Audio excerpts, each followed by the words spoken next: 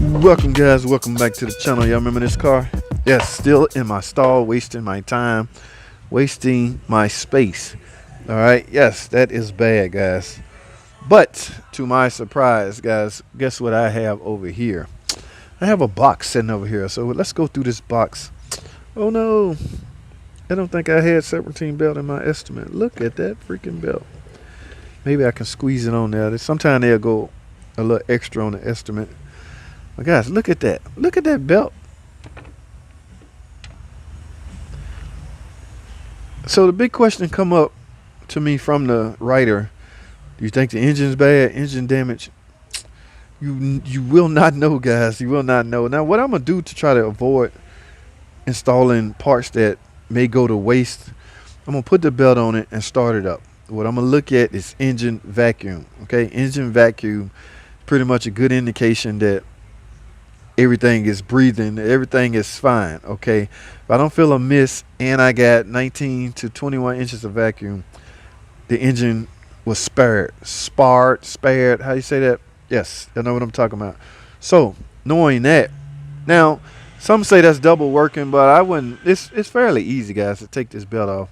I'm gonna take this cover off. I'm gonna take this pulley off. Take the cover off. Take that pulley off. Slap a belt on real quick. Fire it up. Like I say, I'm gonna watch it vacuum. If it's good, I'm gonna proceed with the repair. From that point, just simply take the belt back off and then go in with a good water pump and clean all this out, guys. I will have to clean this out. This is a hot mess. All right, now parts I received. Let's check out. Hey, here we go, right here. Okay, this is what they sold. Of course, coolant. I'm gonna lose all the coolant because I'm replacing the water pump. So I will flush out the cooling system, and I got some new coolant right here, which will allow me to flush out the cooling system. I want to say this is a water pump. I want to say this is a pulley. This is the pulley. If this a pulley, this is the one that caused all of this trouble, guys. Come on out of here, guys. All right, this is what caused all of this damage. All right, no, the timing belt did not break because of age. The timing belt broke because it was forced to break. It had no choice. When the tensioner gave out, when this bearings inside this pulley gave out, they're with everything. Okay, that's why it's a slim chance that you very well could have bent some valves, guys. All right, so just for the record, guys, this is the water pump, but I don't want to open it because if the engine is internal damage, I will not need it. So I will be able to turn this in. I will be able to turn everything in. And I want to say, yeah, this is the tensioner, the hydraulic tensioner. Every timing belt has to have a way to keep pressure on this. So it basically, so one could argue that could have even went bad, but I've never seen those. In fact, I usually reuse those. All right, they just last the life of the car. But guys, on a 3.5 Chrysler 3.5 engine, I recommend replacing this at 100,000, not the timing belt. But when you do this, you're gonna, by default, go ahead and do the timing belt. Right. So in essence, one could argue, do your timing belt at 100,000 miles. Now, if you're just doing timing belt, not doing this, oh my God, you're asking for trouble, guys. You are asking for it. All right, so I don't want to spend a lot of time talking. I might play some previous footage of this because I know I got something out there. I'm going to take this pulley off and this cover. I'm going to slap a belt on it. I'm going to start it up and see if I got 21 inches of vacuum. All right, guys, stay tuned.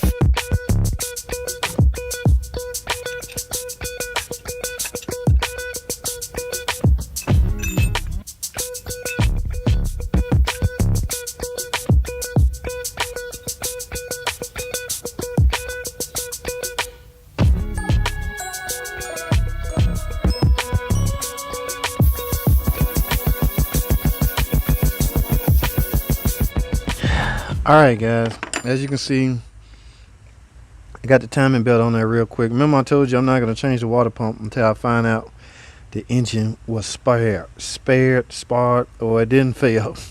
Alright, so I got the new timing belt on there and the tension. I had to put the tension on there. That's the only way I'm gonna keep tension on it. Alright. I have my scan tool set up right now.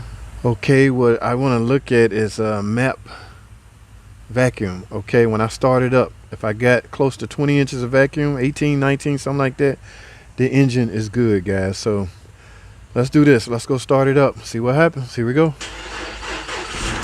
There we go. It's running. Now let's see. I don't want to run it long. Alright guys, that's not enough.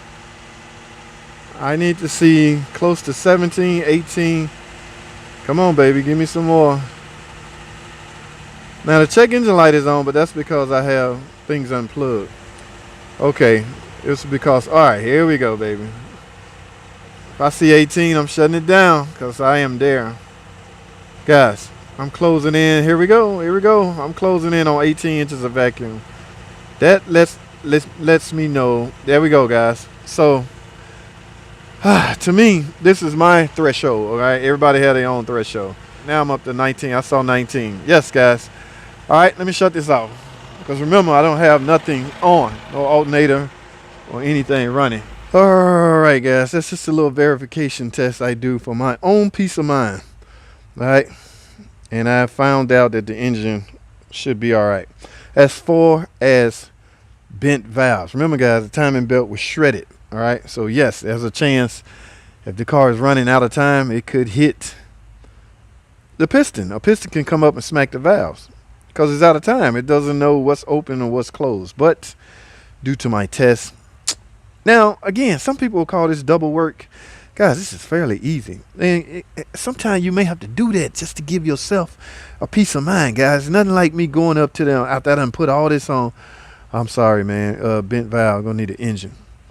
Well, what you do with all those parts? They on the car. Now, a belt and that pulley I can take off and put back in the bag. They'll have a pretty good horsey fit if I try to return a water pump. Okay, now, but luckily, I'm good. And again, it wasn't that much work. I'm doing everything I would have had to do anyway. Except only thing I haven't done is the water pump and the hydraulic tensioner. I'm finna do that now. I'm finna complete the job, guys. So I'm not going to leave this video open. In fact, I'm done talking about this car. I have to move on to other things. I just want you guys to see how give you an option. Okay, I'm not going to say this is not the best way to do this. This is the JT way. I would say that. Okay, so if you have a way that's not as time efficient or anything like that, and this way will suit you better, go for it. Okay, but I'm just giving you options. I'm just showing you how I go by diagnosing cars. Remember, guys, in the beginning, I was debating whether to even pull that cover off. Okay, within that hour diagnostic time. I'm now glad I did. Number one, it wasn't that hard to do, and number two, she actually bought the job.